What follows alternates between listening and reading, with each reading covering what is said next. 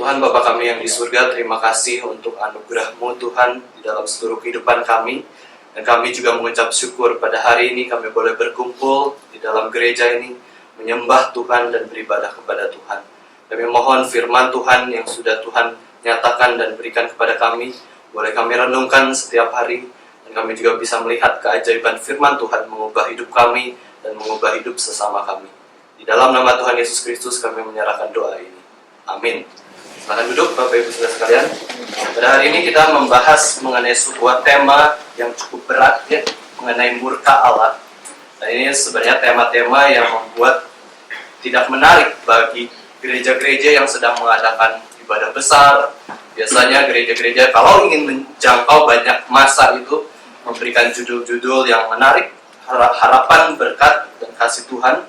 Tetapi jemaat Reform disodorkan sebuah makanan-makanan yang cukup keras, yaitu mengenai murka Allah, penghukuman Tuhan, dan lain-lain. Dan saya ingin kita merenungkan dari satu bagian perikop firman Tuhan, Bapak Ibu Saudara sekalian, dari kitab Kejadian 18. Mari kita sama-sama membukanya. Kitab Kejadian 18 ayat 22 sampai 33. Kejadian pasal 18 ayat 22 sampai 23. Kita akan merenungkan tentang murka Allah dari satu perikop mengenai Sodom dan Gomora, tetapi lebih khusus di dalam doa syafaat Abraham untuk Sodom. Kita akan membacanya bergantian. Kejadian pasal yang ke-18 ayat 22 sampai ke-33. Saya baca terlebih dahulu lalu kita bergantian. Lalu berpalinglah orang-orang itu dari situ dan berjalan ke Sodom, tetapi Abraham masih tetap berdiri di hadapan Tuhan.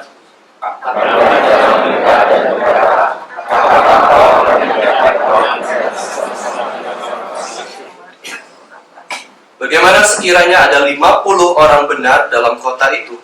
Apakah engkau akan melenyapkan tempat itu dan tidakkah engkau mengampuninya karena ke-50 orang benar yang ada di dalamnya itu?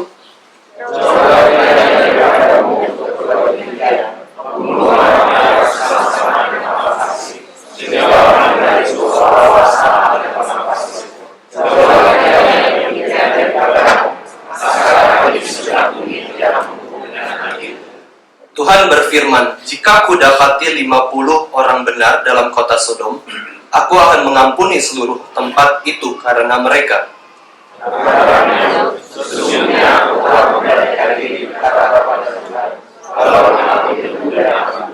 Sekiranya kurang 5 orang dari ke-50 orang benar itu, apakah engkau akan memusnahkan seluruh kota itu karena yang 5 itu?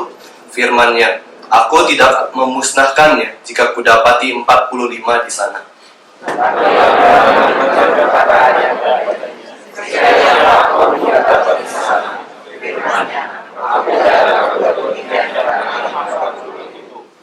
Katanya, janganlah kiranya Tuhan murka kalau aku berkata sekali lagi. Sekiranya 30 didapati di sana, firman-Nya, aku tidak akan berbuat demikian jika kudapati 30 di sana.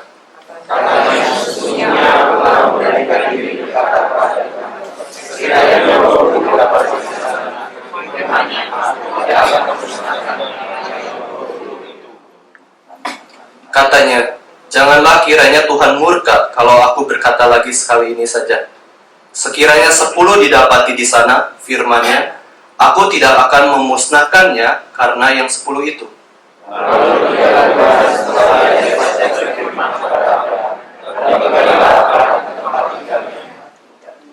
Ya, Bapak Ibu Saudara sekalian, di sini adalah doa syafaat Abraham kepada Sodom. Kita tahu bahwa pengertian doa syafaat adalah pengertian untuk kepentingan orang lain. Kita belajar hidup tidak egois tetapi altruis, yaitu mementingkan kepentingan orang lain lebih daripada kepentingan diri kita sendiri. Dan di sini dari Abraham kita melihat seorang yang begitu luar biasa beriman kepada Tuhan. Dia adalah seorang yang sungguh-sungguh berdoa bagi orang-orang yang berdosa, yang dia tidak kenal, yang dosanya begitu berat sampai Tuhan ingin memusnahkan seluruh kota tersebut. Tapi kita lihat bahwa ketika doa syafaat ini dinaikkan, di situ kita bisa melihat bahwa ada pengenalan Abraham terhadap Allah yang murka. Allah yang begitu bisa murka terhadap segala doa yang dipanjatkan. Jadi kita jangan berpikir bahwa doa kita itu segalanya semuanya itu diterima Tuhan. Belum tentu demikian. Abraham menunjukkan bahwa ketika dia berdoa meminta sesuatu kepada Tuhan, justru di sana ada ketakutan. Jangan-jangan doa saya ini salah. Jangan-jangan saya berdoa ini Tuhan malah murka kepada saya dan saya justru mendapat hukuman Tuhan. Makanya kita melihat bahwa di sini ada murka yang dinaikkan oleh Abraham dan di dalam pengenalannya kepada Tuhan sendiri. Kalau kita melihat murka sendiri atau marah atau benci, Bapak Ibu Saudara sekalian, itu memiliki arti sebuah perasaan yang tidak suka, mengalami perasaan yang tidak nyaman, tidak puas, dan itu adalah sebuah perasaan nanti kita kalau di outputnya adalah bisa balas dendam atau hukuman. Jadi ketika kita mengalami perasaan tidak suka, di situ ada perasaan marah, ada benci, ada murka, dan kedepannya kalau kita melihat bahwa ternyata Tuhan bisa mengeluarkan output apa, yaitu Tuhan bisa mengeluarkan output balas dendam ataupun tentang penghukuman. Tapi kalau kita lihat lagi sebagai manusia, mari kita lihat di dalam kitab Roma 12 ayat 9, ayat 19, Bapak Ibu sekalian. Roma 12 ayat 19, di situ dikatakan sebuah hal yang sangat indah, yang sangat jelas. Saudara-saudaraku yang kekasih, janganlah kamu sendiri menuntut pembalasan, tetapi berilah tempat kepada murka Allah, sebab ada tertulis pembalasan itu adalah hakku. Akulah yang akan menuntut pembalasan, firman Tuhan. Lalu kita lihat lagi Ibrani 10 ayat 30. Ini diulangi lagi oleh penulis kitab Ibrani. Ibrani pasal yang ke-10 ayat 30.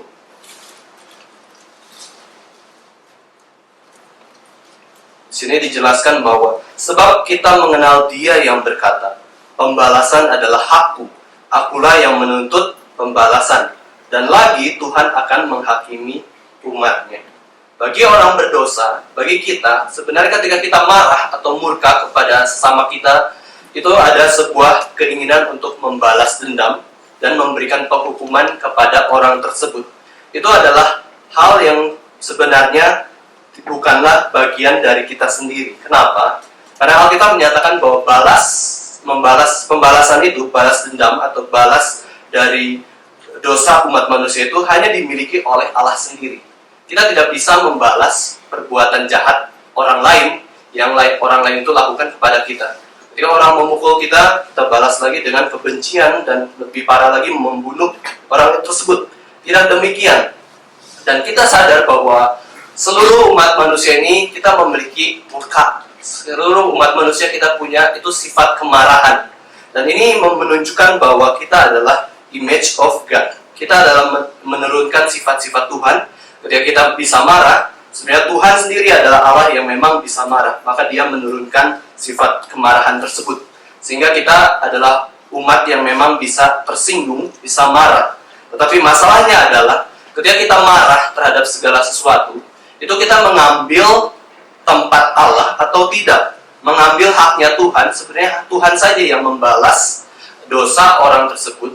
Atau kalau kita yang mengambil haknya Tuhan, kita balas dosa orang tersebut kepada kita dengan membalas perbuatan jahat mereka dengan perbuatan jahat.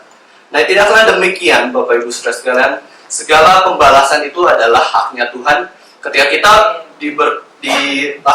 diperbuat jahat ya, atau orang lain melakukan dosa kepada kita itu tidak ada hak untuk membalas perbuatan mereka. Lalu ketika kita marah, itu pun kita harus penuh perenungan ya, kenapa kita marah. Dan kalau kita melihat Rasul Paulus, Bapak Ibu Saudara sekalian, ketika dia marah, sebenarnya dia memunculkan outputnya apa? Dia memunculkan bukan pembalasan kepada orang-orang yang berbuat jahat kepadanya, kepada orang-orang yang menganiaya, tetapi dia mengeluarkan apa? Yaitu mengeluarkan firman Tuhan atau menasihati, lalu memperingati dan menegur dengan kesungguhan yang luar biasa, bahkan di dalam nama otoritas Yesus Kristus. Jadi ketika Rasul Paulus melihat orang itu berdosa, Rasul Paulus menasihati dia agar tidak berdosa, bukan membalas orang yang berdosa kepadanya itu dengan berdosa kembali. Nah, ini adalah hal yang perlu kita perhatikan. Lalu bagaimana dengan penghukuman? Kalau kita menyadari bahwa balas dendam itu adalah, maksudnya pembalasan itu adalah hak Tuhan, bagaimana kita sebagai manusia yang sudah Tuhan ciptakan ya, kita bisa marah. Lalu apakah kita memberikan penghukuman juga kepada orang lain? Nah, ini adalah sebuah pergumulan yang berat. Ketika orang lain berbuat dosa, apakah kita juga menghukum dia? Dan ini kita perlu perhatikan, Bapak Ibu Saudara sekalian, penghukuman juga sebenarnya datang dari Tuhan. Tanpa perlu kita membalas kejahatan orang, Tuhan sudah bisa hukum dia dengan segala hal yang terjadi. Lalu apa sih, kapankah kita memberikan hukuman kepada orang tersebut? Yaitu ketika kita mendidik dia untuk takut akan Tuhan. Jadi ada tempatnya kita memberikan penghukuman ketika kita marah, tetapi alasan marah ini harus benar, bukan karena kepentingan kita diganggu. Lalu kalau kita melihat Alkitab, Bapak Ibu Saudara sekalian, kata murka atau kemarahan itu pertama kali muncul pada waktu kisah Kain dan Habel. Kita bersyukur Adam dan Hawa ketika menikah, mereka tidak disebutkan punya amarah, punya kebencian satu dengan yang lainnya. Meskipun kita sadar ya pasti ada kebencian atau kemarahan dari antara relasi manusia yang berdosa, tapi di sini kita lihat di dalam Alkitab pertama kali kemarahan itu muncul adalah di dalam bentuk hati Kain yang panas. Hati Kain yang panas itu sebenarnya terjemahannya adalah hati Kain yang marah terhadap Habel, terhadap Tuhan sendiri. Jadi Kain marah kepada Tuhan, Kain marah kepada Habel, dan di situ Tuhan menegur dia. Kenapa hatimu panas dan hatimu muram? Kenapa kalau kamu memang berbuat baik, kalau kamu mempersembahkan seluruh sayur-sayuran itu, tumbuh-tumbuhan itu kepada Tuhan, kenapa hatimu panas dan muram? Bukankah kamu berbuat baik? Di situ Kain tidak mendengarkan teguran Tuhan dan dia membiarkan amarahnya itu muncul. Dan kita tahu itu amarah yang bukan amarah yang kudus, tetapi amarah karena iri hati dan amarah kepada Tuhan sendiri karena menerima korban persembahan Habel tetapi menolak persembahan Kain. Dan di sini akhirnya marahnya outputnya apa? Yaitu sebagai pembalasan dendam dan penghukuman. Ketika Kain mengeluarkan output kemarahannya, hatinya yang begitu panas, yang membara, dia mengeluarkan hasil apa? Yaitu membalas dendam yang harusnya adalah hak Tuhan. Kalau memang Habel berdosa ya, sebenarnya Habel tidak berdosa, dan hukuman itu adalah hak Tuhan. Sehingga ketika Perjanjian Lama mengajarkan bahwa ada orang yang berdosa lalu Tuhan sendiri yang menghukum mati orang berdosa itu adalah hak Tuhan. Dan waktu Kain dikatakan sebenarnya hatinya panas, dia adalah menunjukkan murka kepada sesama manusia dan kepada Tuhan sendiri. Dan kalau kita melihat kasus Kain, Bapak Ibu sekalian, kemarahan Kain ini, kalau kita lihat di dalam Yakobus 1 ayat 20, di situ dikatakan bahwa sebab amarah manusia tidak mengerjakan kebenaran sama sekali di hadapan Tuhan. Sebab amarah manusia yang dasarnya salah ya, kemarahan karena kita diganggu, kemarahan karena kita benci dan berdosa, itu sama sekali tidak mengerjakan kebenaran di hadapan Allah. Lalu setelah kisah Kain, kata kemarahan ini muncul lagi pada waktu di perikop yang kita baca barusan, yaitu ketika Abraham mengatakan, jangan kiranya engkau murka Tuhan kalau aku berdoa hal ini. Jangan kiranya Tuhan murka atau marah karena aku tidak tahu cara berdoa kepada Tuhan. Nah, di sinilah muncul Abraham bernego dengan Tuhan, dan kita lihat di dalam Kejadian 18 ayat 30 dan 32. Mari kita sama-sama melihatnya sekali lagi, Bapak Ibu Saudara sekalian.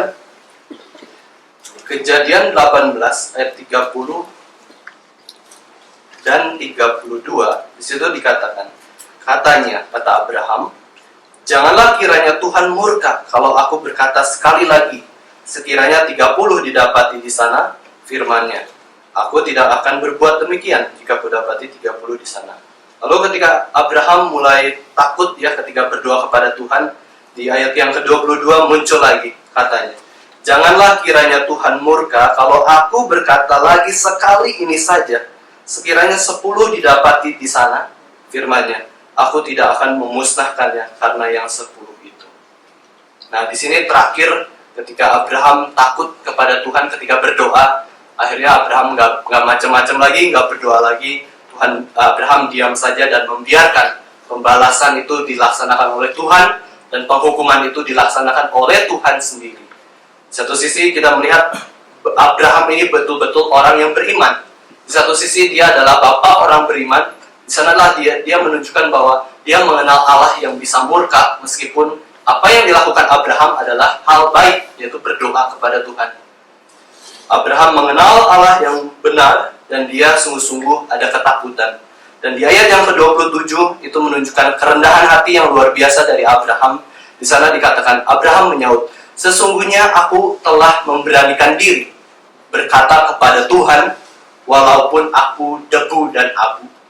Jadi Abraham memberanikan diri karena dia tahu sadar bahwa apa yang dia doakan ini mungkin bertentangan dengan Tuhan, yaitu bertawar-tawaran dengan Tuhan. Padahal Tuhan sudah menyatakan dengan jelas akan menghukum Sodom, tetapi Adam memberanikan diri, meminta, bernego hal yang memang bertentangan dengan kehendak Tuhan.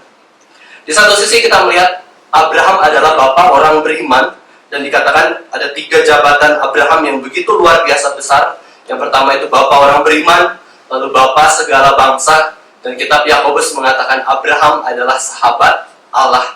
Di satu sisi kenapa Yakobus bisa melihat bahwa Abraham adalah sahabat Allah?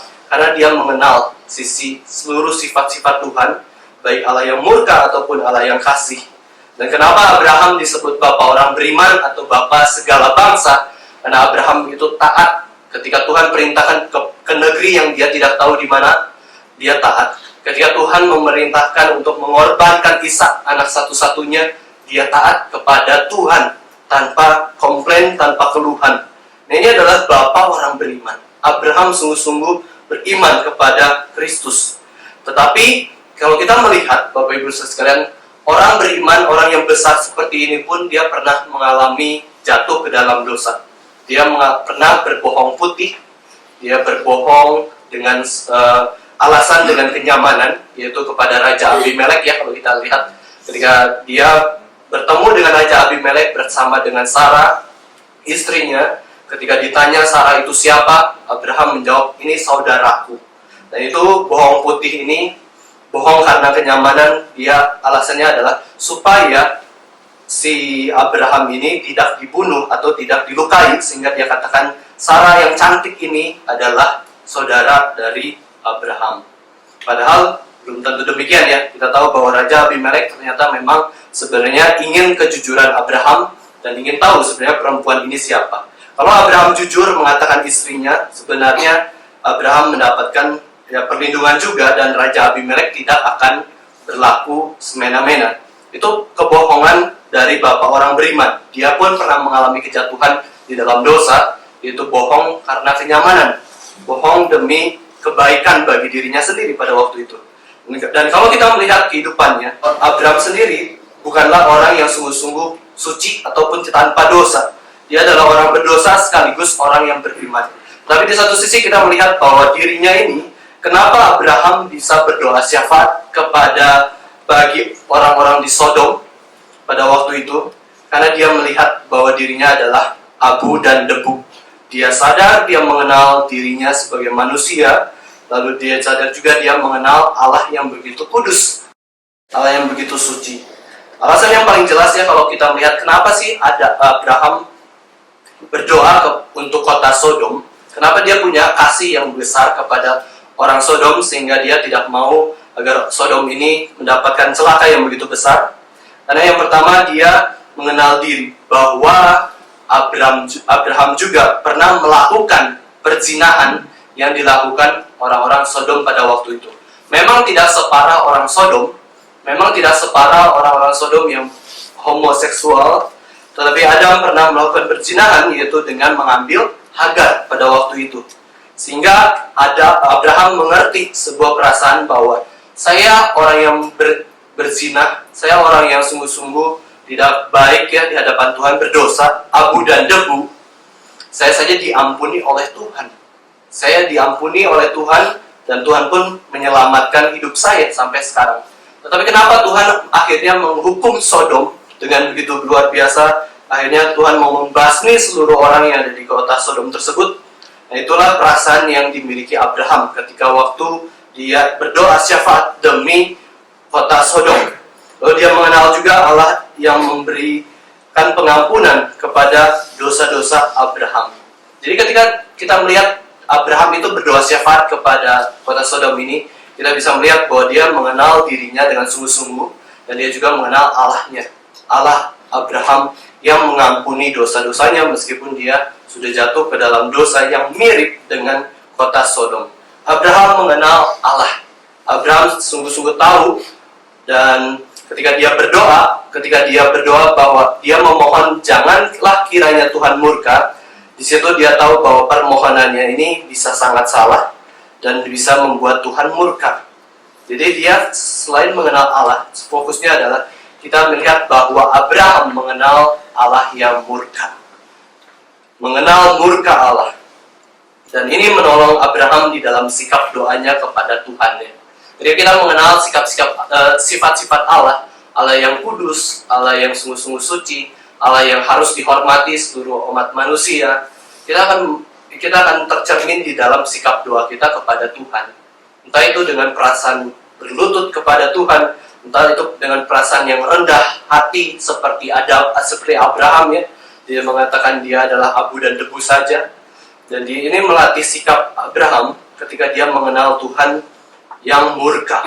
Ini menolong Abraham di dalam sikap doanya kepada Tuhan. Janganlah kiranya Tuhan murka. Sekiranya mungkin saja ada orang benar di kota Sodom tersebut, apakah Tuhan akan menyelamatkan kota itu? Ini dengan perasaan yang begitu humble, begitu memohon, begitu hati-hati. Ini melatih Abraham di dalam bersikap pada Tuhan melalui doa-doanya. Nah, Bapak Ibu Saudara sekalian, kalau kita melihat di dalam buku pendeta Stephen Tong ya, kita tahu bahwa Pak Tong pernah khotbah mengenai pengudusan emosi, dan dia mengungkapkan mengenai emosi marah ini ya Bapak Ibu Saudara sekalian, 3 hal yang memicu kita sebagai manusia untuk marah itu apa saja sih sebenarnya? Hal-hal yang umum ya, yang memicu kita untuk marah. Dan di sini kita bisa mengintrospeksi hidup kita. Ketika kita marah, itu alasannya kenapa? Apakah alasan yang benar ataukah alasan yang salah? Dan ketika alasannya salah, itu sudah pasti outputnya pasti salah. Alasan yang benar saja outputnya bisa salah. Ketika kita marah nih, ketika kita marah atau murka karena kekudusan Tuhan tidak dihormati, lalu kita keluarkan kemarahan kita itu kepada orang dengan sebuah kata-kata teguran yang keras, kata-kata yang memang menegur dosa orang tersebut. Tapi kalau kita katakan dengan salah pada waktunya ataupun salah penyampaiannya, kita pun bisa berdosa di hadapan Tuhan. Kita bisa menjadi batu sandungan. Kita lihat ya, alasan yang di dalam hati ketika benar saja outputnya bisa salah. Apalagi alasan marah kita di dalam hati yang sudah salah, pasti outputnya itu pasti salah dan berdosa di hadapan Tuhan. Nah, 3 hal yang memicu kita sebagai manusia untuk marah, Pak Tong katakan bahwa yang pertama adalah karena hak kita itu diganggu oleh orang lain. Hak kita diganggu ini adalah kemarahan tingkat paling rendah, Bapak Ibu Saudara sekalian, yaitu kemarahan anak-anak. Anak-anak ketika diganggu, dijahili, dia bisa langsung marah. Dan ini adalah kemarahan yang sangat subjektif dan kemarahan tingkat paling rendah, yaitu karena kepentingan diri sendiri diganggu, maka saya marah kepada orang lain. Bukan karena kepentingan orang lain, bukan karena kepentingan Tuhan, tetapi karena kepentingan saya sendiri yang diganggu. Maka saya marah kepada orang lain, menegur dengan berbagai alasan yang begitu baik, begitu benar kelihatannya, tapi sebenarnya kita marah karena kepentingan kita yang diganggu oleh orang lain. Lalu kita marah-marah dan mengatakan hal-hal yang tidak benar. Jadi alasan pertama manusia bisa marah itu karena yang pertama itu haknya diganggu. Yang kedua adalah yang lebih tinggi lagi levelnya adalah yang lebih mulia ya, lebih baik lagi. Yang paling pertama itu memang kemarahan anak-anak. Yang kedua adalah prinsip kebenaran yang ada, prinsip kebenaran firman Tuhan, kemanusiaan itu diganggu oleh orang lain. Jadi ini kemarahan yang lebih naik lagi, lebih tingkatannya lebih bagus ya. Kalau yang paling bawah itu subjektif, sangat tidak bagus. Di situ dikatakan sebagai kemarahan akibat prinsip kebenaran yang diganggu. Jadi ini sifatnya objektif. Dan kalau kita mau melihat orang-orang yang punya sikap objektif, marah terhadap segala sesuatu itu, kita lihat saja Pak Ahok ya. Dia social justice-nya begitu tinggi, dan dia marah kenapa? Dia bukan marah karena kepentingannya diganggu. Dia bisa cuek saja kepada kota Jakarta, dia bisa cuek saja kepada kepentingan orang lain, tetapi dia punya prinsip kebenaran yang dia pegang bahwa keadilan sosial bagi seluruh umat manusia.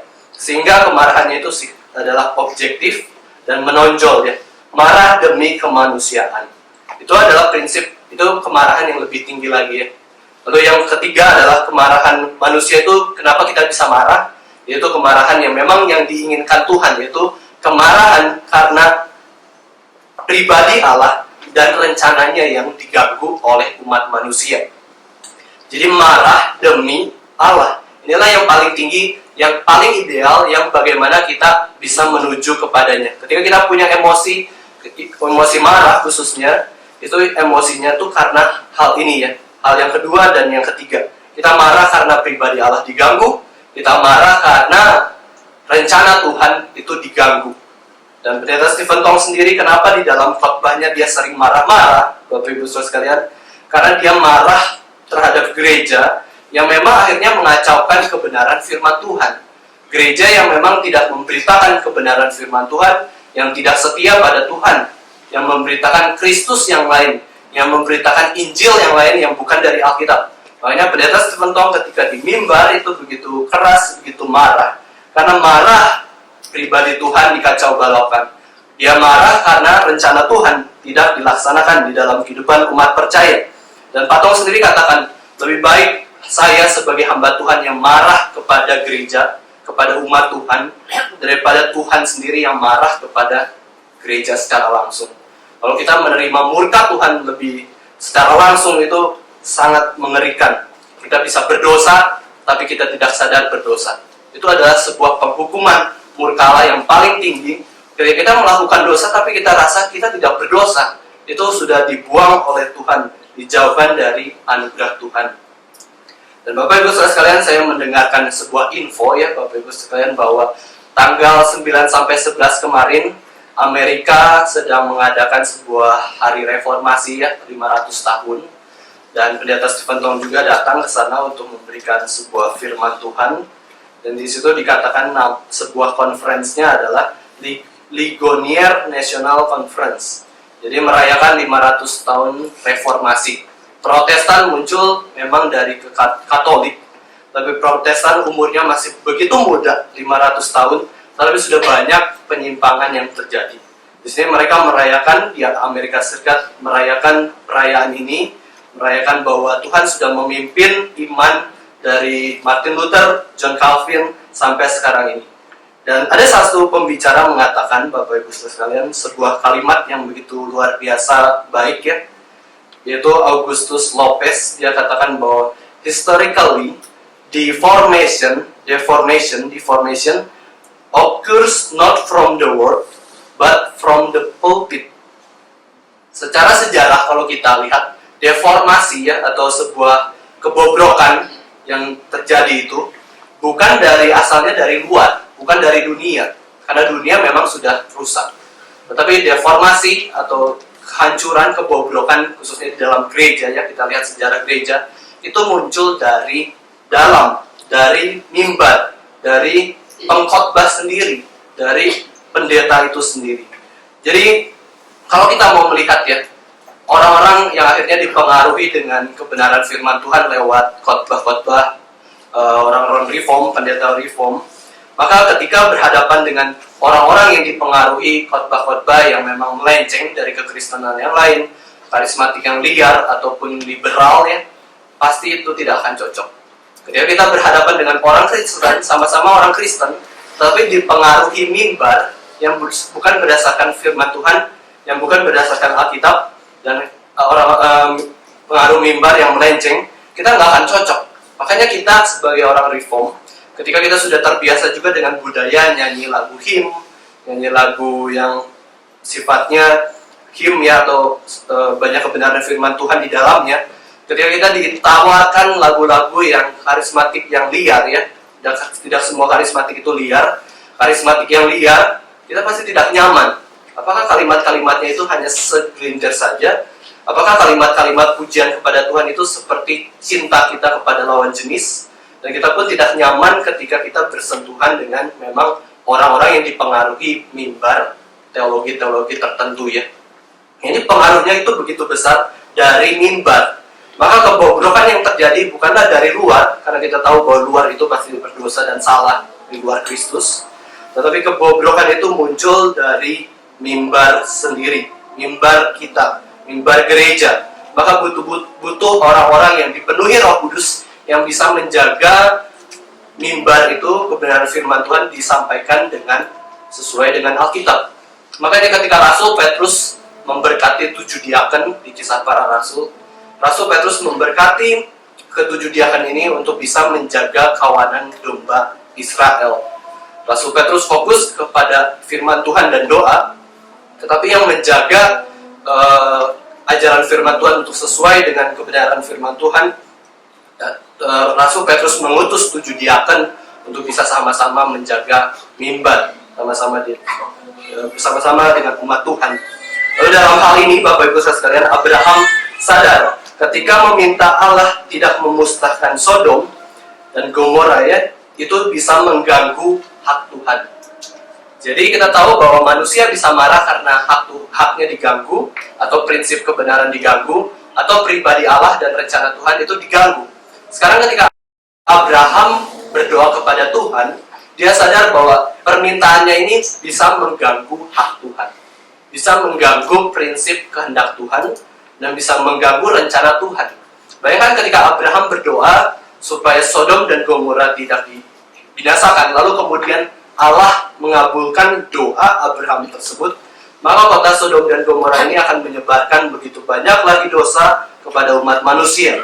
Dan mungkin ya kita bisa berimajinasi, tetapi toh skenario Tuhan tidak demikian. Skenario Tuhan tetap, mau berapapun doa manusia ngototnya, mau berapapun doa manusia, kalau memang itu tidak sesuai dengan kehendak Tuhan, pasti tidak akan terjadi. Kehendak Tuhanlah yang akan terjadi. Dan Tuhan berhak melakukan segala sesuatu pada ciptaannya. Meskipun Abraham dengan hati-hati, dengan hormat kepada Tuhan, kiranya jangan Tuhan murkai, ya Tuhan, ketika saya berdoa demikian. Tetap Tuhanlah yang berhak menentukan segala sesuatu pada ciptaannya. Nah, mari kita lihat di dalam Mazmur 2 ayat 11-12, Bapak Ibu Saudara sekalian. Di dalam Mazmur 2 ayat 11-12, di situ dikatakan, beribadahlah kepada Tuhan dengan takut dan ciumlah kakinya dengan gemetar, supaya ia jangan murka dan kamu binasa di jalan, sebab mudah sekali murkanya menyala. Berbahagialah semua orang yang berlindung padanya. Abraham di satu sisi dia mengetahui bahwa ketika sembarangan menghadap Tuhan, ketika sembarangan di dalam doa-doanya kepada Tuhan, itu Tuhan bisa sekali murka kepada Abraham, murka kepada sikap doa yang salah, murka kepada sikap beribadah yang salah. Jadi secara khusus kita beribadah, maka kita pada hari ini kita harus punya hati minimal yang takut akan Tuhan ketika kita datang ke gereja Tuhan. Tidak ada orang yang beribadah yang Tuhan inginkan dia datang dengan lapang dada, dengan dada yang lapang, ya, bukan lapang dada, tetapi dada yang lapang dengan sombong, kepala melihat ke atas. Tapi ketika fokusnya beribadah kepada Tuhan di dalam hari khusus ini, di dalam gereja, pemazmur katakan bahwa datanglah kepada Tuhan dengan perasaan takut dan ciumlah kakinya dengan gemetar. Seseorang yang mencium kaki orang lain harus dengan kepala tertunduk, harus dengan menundukkan diri supaya mengerti ordonya. Ketika kita datang kepada Tuhan, Allah itu ordonya di atas. Kita itu ciptaan, Allah itu pencipta. Maka ketika kita beribadah kepada Tuhan, baik dalam hal segala apapun, ya, puji-pujian, baik itu doa, baik itu mendengarkan firman Tuhan, kita harus memiliki hati seperti Abraham, yaitu takut akan Tuhan, takut salah ketika kita bersikap di dalam ibadah. Dan seringkali, Bapak Ibu Saudara sekalian, kita seringkali berbeda sama sekali dengan Abraham, ya. Kita seringkali melakukan kemarahan itu yang dipicu oleh alasan pertama saja, yaitu hak kita diganggu, yaitu keinginan kita diganggu. Jadi Abraham fokus bahwa ketika dia berdoa kepada Tuhan, hak Tuhan bisa diganggu, maka Tuhan bisa marah kepadanya, prinsip kebenaran ataupun segala rencana Tuhan bisa diganggu. Tetapi ketika kita datang kepada Tuhan, ataupun memikirkan kemarahan yang kita keluarkan itu, biasanya itu muncul dari hak kita yang diganggu, ya. Akhirnya kita melihat bahwa orang yang sering marah-marah, orang yang sering outputnya salah ya, balas dendam lah. Ketika orang jahat sama dia, dia juga berlaku jahat. Lalu ketika dia memberikan penghukuman yang tidak wajar ya. Saya pernah melihat sebuah video sebuah video ya, kiriman sekarang begitu banyak sekali di teknologi WhatsApp sekarang. Ada seorang ibu negro gitu, ketika anaknya muntah di depan dia, langsung diinjek-injek, langsung dipukul-pukul. Itu kan sebuah kemarahan yang karena haknya diganggu. Seorang ibu ini tidak ingin lantainya kotor, tidak ingin badannya kotor. Ketika anaknya sendiri, anak yang begitu harus dikasihi, begitu muntah, dia langsung banting anak tersebut, langsung injak-injak. Lalu anak itu hanya bisa diam, dia bingung kali. Kenapa sih orang tua saya itu aneh banget gitu, begitu murka, dan anak itu ya terluka dengan luar biasa. Nah itu kemarahan manusia, karena haknya diganggu. Hak saya misalkan sebagai orang Kristen, harusnya dapat ibadah yang bagus, gedungnya tidak kedinginan ya, seperti di ruangan ini kan seringkali kita kedinginan, karena AC-nya banyak, terus kita marah. Hak kita harusnya duduk dengan tenang, mendengar dengan baik, tidak ada kerusakan yang terjadi. Tidak demikian Bapak Ibu Saudara sekalian, ketika kita marah, itu bukan karena hak kita diganggu, sebagai suami, sebagai istri, atau sebagai anak.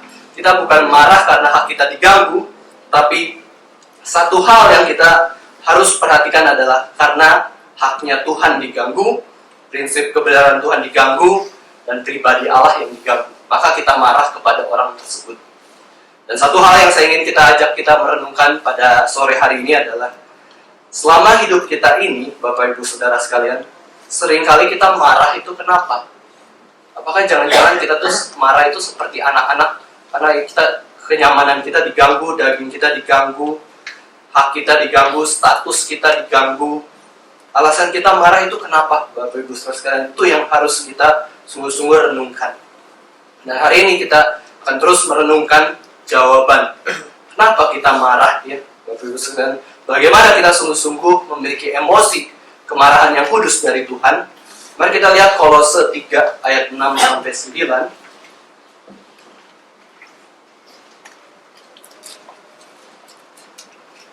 Kolose 3 ayat 6 sampai 9. Semuanya itu mendatangkan murka Allah atas orang-orang durhaka. Dahulu kamu juga melakukan hal-hal itu ketika kamu hidup di dalamnya. Tetapi sekarang, buanglah semua ini, yaitu marah, geram, kejahatan, fitnah, dan kata-kata kotor yang keluar dari mulutmu. Jangan lagi kamu saling mendustai, karena kamu telah menanggalkan manusia lama serta kelakuannya. Prinsip yang pertama adalah kita tidak boleh marah karena hak kita diganggu.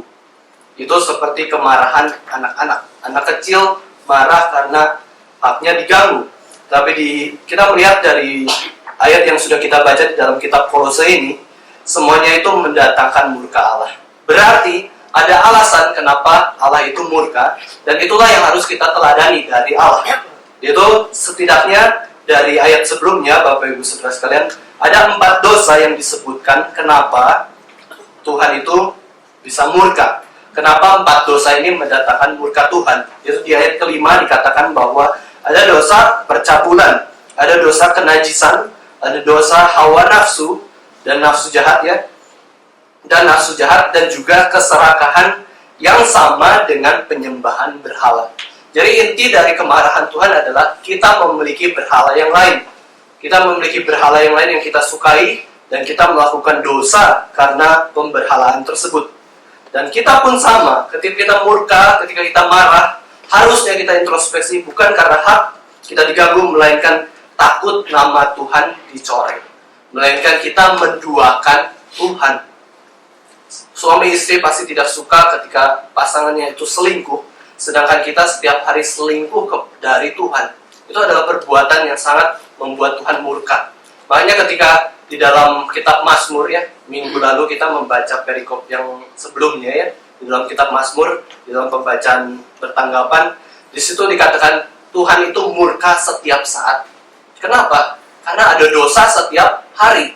Karena ada dosa yang membuat dia tuh merasa dia diselingkuhi. Allah itu diselingkuhi, dikhianati, diduakan, maka Allah itu marah setiap hari. Kita bayangkan kalau kita marah setiap hari aja begitu capek, begitu lelah. Apalagi Tuhan melihat seluruh umat manusia yang berdosa ini.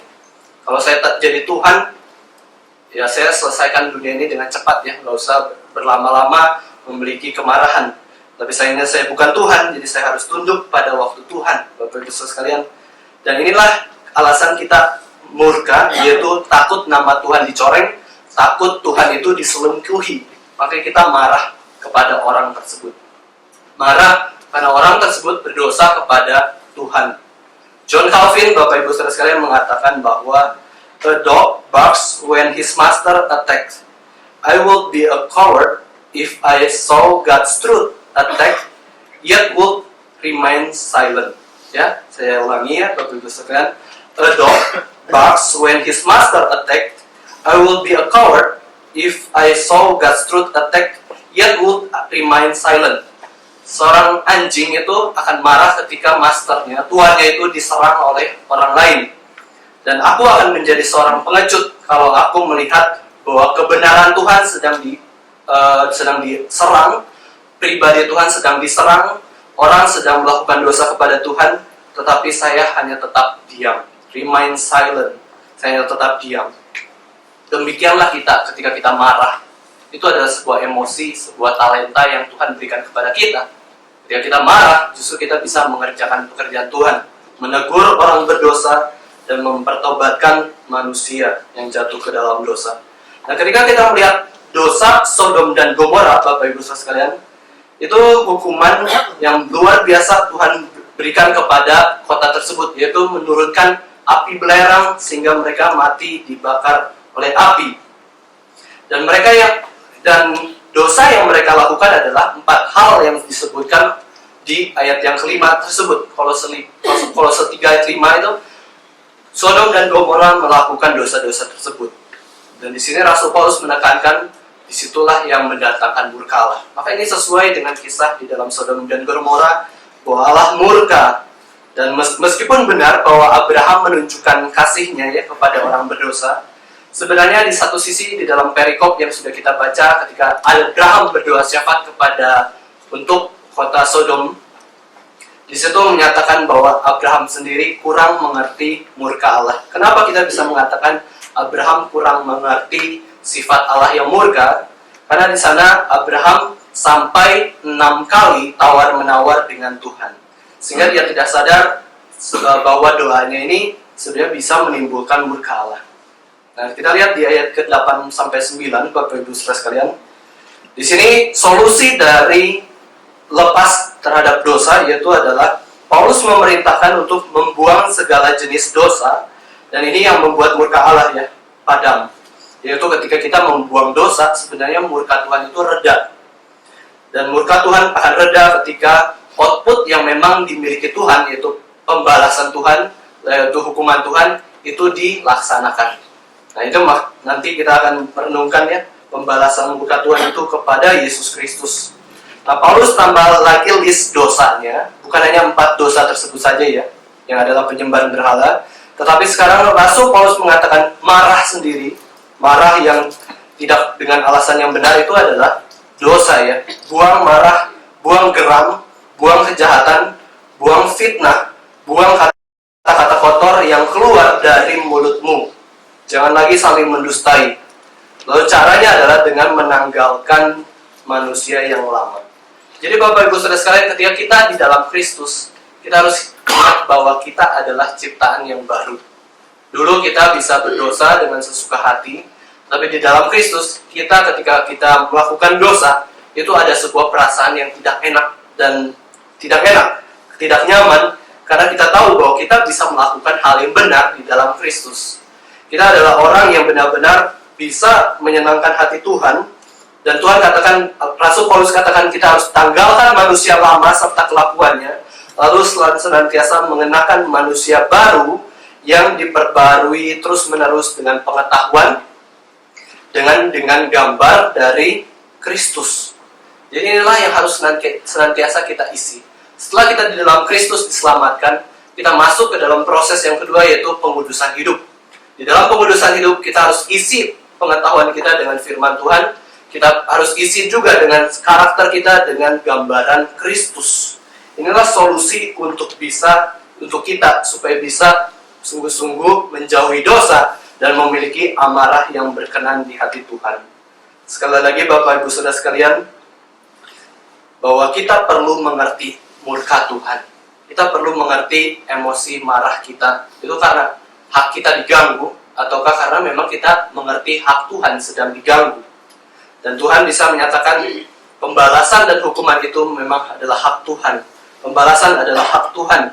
Oleh karena itu, ketika ada orang berbuat dosa kepada kita, kita tidak usah menuntut balas.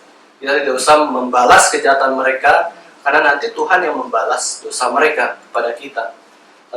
Lalu yang kedua adalah kita mengarahkan emosi kemarahan kita kepada alasan yang benar. Setiap hari mungkin sekali kita bisa marah.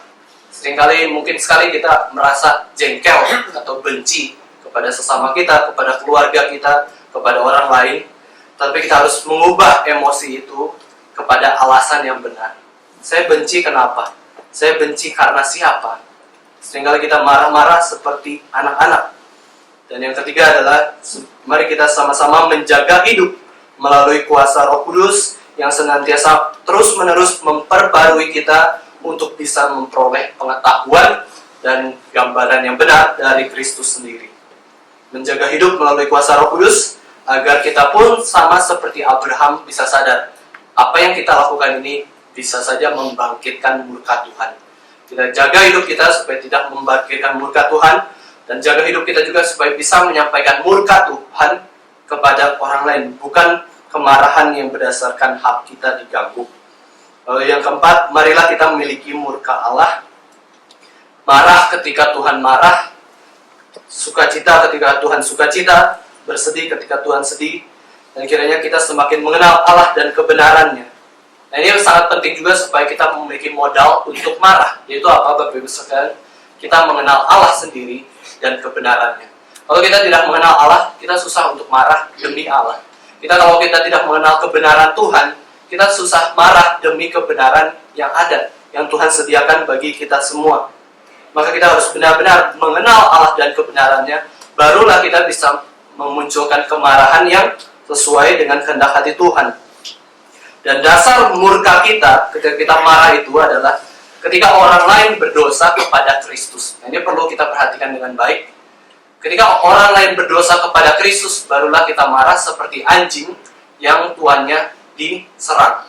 Tuhan kita adalah Kristus, kita ibaratnya adalah anjing ya Bapak Ibu sekalian, yang akan menggonggong, yang akan menggigit ketika Tuhan kita diserang. Kristus dihina, dicela.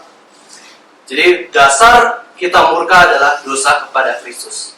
Sebaliknya, dasar kita murka tidak boleh adalah orang lain berdosa kepada kita.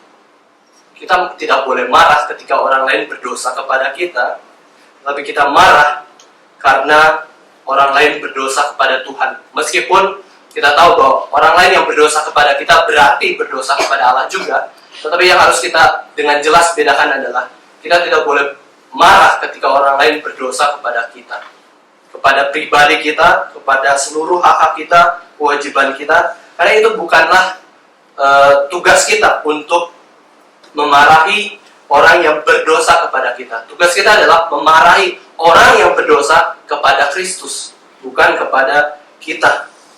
Inilah kasih. Ketika Tuhan datang, Tuhan Yesus datang ke dalam dunia ini, Dia membawa kasih yang berarti Dia tidak membalas kejahatan orang dengan kejahatan, tetapi Tuhan menegur dosa orang kepada Kristus. Salah satu kutipan yang begitu indah lagi Bapak Ibu Saudara sekalian, yaitu dikatakan oleh Martin Luther.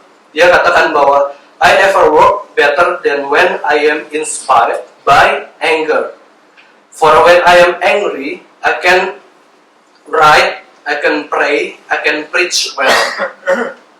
Ketika manusia diberikan anugerah kemarahan oleh Tuhan, sebenarnya kemarahan kita itu bisa melakukan pekerjaan yang naik tingkat gitu ya. Naik tingkat, artinya kita bisa lebih memuliakan Tuhan. Ini dikatakan oleh Luther sendiri. Ketika dia mengalami kemarahan luar biasa kepada kebobrokan gereja, dia dengan berani akhirnya meresikokan dirinya dengan melawan seluruh gereja Katolik pada waktu itu. Dia meresikokan dirinya dan dia katakan bahwa ketika saya bekerja, saya itu bisa bekerja dengan lebih baik ketika saya diinspirasi oleh kemarahan yang kudus dari Tuhan. Diinspirasi sebuah emosi marah, dan akhirnya dia bisa menulis dengan lebih baik, dia bisa berdoa dengan sungguh-sungguh dengan lebih baik, dan dia juga bisa berkhotbah dengan lebih baik juga ketika dia diinspirasikan oleh kemarahan dari Tuhan sendiri. Nah, kiranya kita boleh sungguh-sungguh merenungkan tentang emosi kemarahan ini, dan Bapak Ibu Saudara sekalian juga kita bisa sungguh-sungguh mengerti bahwa marah kita itu seringkali adalah mengerjakan kemarahan bagi diri kita sendiri, bukan demi Tuhan. Dan Tuhan sendiri sudah menanggung ya di atas kayu salib. Dia sudah menanggung murka Allah yang paling utama, sehingga kita diselamatkan dari murka Allah yang kekal, yaitu kematian yang kedua, ya, kematian kekal. Ketika kita masuk ke dalam, harusnya dihukum Tuhan ke neraka, tetapi Tuhan Yesus sudah menanggung murka Tuhan itu. Maka dengan demikian, ketika Tuhan Yesus di atas kayu salib sudah menanggung murka kita, maka kita pun menyerahkan murka kita, kemampuan, talenta kita yang bisa marah kepada orang lain itu, diserahkan untuk pekerjaan Tuhan, untuk pribadi Tuhan, dan untuk rencana Tuhan. Mari kita sama-sama berdoa.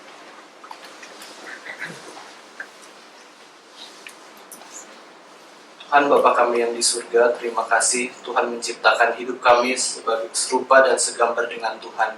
Kami menyadari Tuhan, begitu banyak emosi yang kami lakukan, kami kerjakan di dalam sehari-hari kehidupan kami. Dan kami sadar bersyukur pada hari ini kami boleh merenungkan sebuah emosi marah yang dari Tuhan sendiri. Ampuni kami Tuhan jikalau kami seringkali marah karena kepentingan kami yang diganggu, bukan kepentingan Tuhan yang diganggu. Bahkan ketika kami melihat bahwa kepentingan Tuhan diganggu, seringkali kami diam, seringkali kami cuek, seringkali kami tidak peduli ketika nama Tuhan dicoreng, ketika rencana Tuhan diobrak-abrik. Tuhan, kami berdoa kiranya Tuhan boleh membentuk senantiasa hidup kami, supaya kami bisa menyerahkan emosi kami ke dalam tangan Tuhan. Berikan kami emosi yang kudus, berikan emosi yang sesuai dengan kebenaran firman Tuhan, dan ajar kami Tuhan untuk marah karena alasan yang benar. Sekali lagi kami mengucap syukur Tuhan untuk anugerah-Mu, dan kiranya kematian dan kebangkitan Kristus boleh menguatkan kami untuk bisa taat kepada firman Tuhan yang boleh kami dengar pada hari ini. Di dalam nama Tuhan Yesus Kristus, Tuhan dan Juru Selamat kami yang hidup, kami sudah berdoa dan mengucap syukur. Amin.